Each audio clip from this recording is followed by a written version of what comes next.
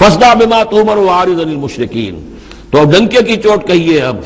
جو کہ آپ کو حکم دیا گیا ہے، اور ان مشرکوں سے اعراض کیجئے، پرواہ نہ کیجئے ان کی۔ انا کفیناک المستہزئین، یہ جو استہزاء کرنے والے ہیں، تمسخر اڑانے والے ہیں، ہم آپ کی طرف سے ان کے لیے کافی ہو رہیں گے، ان کی کوئی مخالفت آپ کا کچھ بال بیکا نہیں کر سکے گی۔ الذین یجعلون مع اللہ الہا آخر، جو اللہ کے ساتھ ساتھ اور بھی الہ گھڑے بیٹھے ہوئے ہیں، فسوف یعلمون، تو عنقریب انہیں معلوم ہو جائے گا کہ اصل حقیقت کیا ہے اور وہ کس طرح کی گمراہیوں میں پڑے ہوئے تھے۔ اب وہ آیت آ گئی جس کا کئی مرتبہ میں حوالہ دے چکا ہوں، اور سورہ انعام میں خاص طور پر وَلَقَدْ نَعْلَمُ، اے نبی ہمیں خوب معلوم ہے، أَنَّكَ يَضِيقُ صَدْرُكَ بِمَا يَقُولُونَ، کہ جو کچھ یہ لوگ کہہ رہے ہیں اس سے آپ کا سینہ بھیجتا ہے۔ کسی نے پاگل کہہ دیا، کسی نے مجنون کہہ دیا، آصیب کا سایہ آ گیا، کوئی ہمدردی کے انداز میں آ کے کہتا ہے۔ عتبہ ابن ربیعہ ایک دفعہ آیا،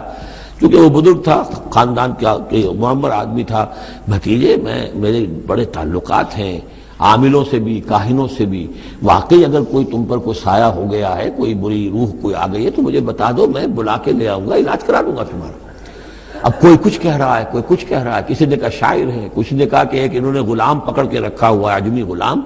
اسے کمرے میں بند کیا ہوا اپنے گھر کے اندر، اور وہ عالم ہے بہت بڑا جو پورے پچھلی کتابوں کا جاننے والا، اس سے ڈکٹیشن لیتے ہیں اور پھر آ کر ہم پر دھونس جماتے ہیں کہ یہ اب وہی آئی ہے۔ تو یہ ساری باتیں سنتے تھے حضور صلی اللہ علیہ وسلم، تو آپ کو تکلیف پہنچتی تھی، کوفت ہوتی تھی۔ وَلَقَدْ نَعْلَمُ، اے نبی یہ نہ سمجھیے کہ ہمیں اندازہ نہیں ہے کہ آپ کو کوفت ہو رہی ہے، آپ کو تکلیف ہو رہی ہے، آپ کا سینہ بھیجتا ہے۔ وَلَقَدْ نَعْلَمُ أَنَّكَ يَضِيقُ صَدْرُكَ بِمَا يَقُولُونَ، کہ جو کچھ یہ لوگ کہہ رہے ہیں اس سے آپ کا سینہ بھیجتا ہے۔ فَسَبِّحْ بِحَمْدِ رَبِّكَ، بس اپنے رب کے حمد میں اور تسبیح میں لگے رہیے، تسبیح کیجئے اپنے رب کی حمد کے ساتھ، اسی سے آپ کے دل کو سکون ہوگا، اطمینان ہوگا، اسی سے یہ کہ آپ کے لیے استقامت اور صبر کے راستے جو ہیں وہ کھلتے چلے جائیں گے۔ وَقُم مِّنَ السَّاجِدِينَ، اور سجدہ کرنے والوں میں ہو جائیے، آپ سجدہ کیجئے، تسبیح کیجئے، حمد کیجئے، اپنے رب کے ساتھ تعلق مع اللہ ہے کہ جو ان تمام سختیوں کو آپ کے لیے آسان کر دے گا۔ جتنا اللہ سے اپنے اس قلبی اور ذہنی رشتے کو مضبوط سے مضبوط تر بنائیں گے، اتنی ہی یہ تمام چیزیں جو ہیں آپ پر ہلکی ہوتی چلی جائیں گی۔ وَاعْبُدْ رَبَّكَ حَتَّىٰ يَأْتِيَكَ الْيَقِينُ، اور اپنے رب کی بندگی میں، پرستش میں لگے رہیے یہاں تک کہ وہ یقینی بات آ جائے۔ اور وہ یقینی بات کیا ہے؟ جو یقینی شے ہے، شدنی ہے، موت،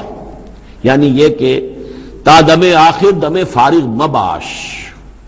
اندری رہ میں تراش و میں خراش، آخری وقت تک اس بندگی میں اپنے لگے رہیے، جو بھی آخری موت جب تک آ جائے، یا موت سے مراد یہ بھی ہو سکتا ہے یقین سے، یقینی بات اللہ کی مدد آ جائے، اللہ کی طرف سے غلبہ حاصل ہو جائے اور اللہ تعالیٰ کی نصرت آ جائے، اللہ کا فیصلہ آ جائے، لیکن عام طور پر گمان یہی ہے کہ اس سے مراد موت ہے۔ وَاعْبُدْ رَبَّكَ حَتَّىٰ يَأْتِيَكَ الْيَقِينُ، اور اپنے رب کی بندگی اور پرستش میں لگے رہیے یہاں تک کہ وہ یقینی شے وقوع پذیر ہو جائے۔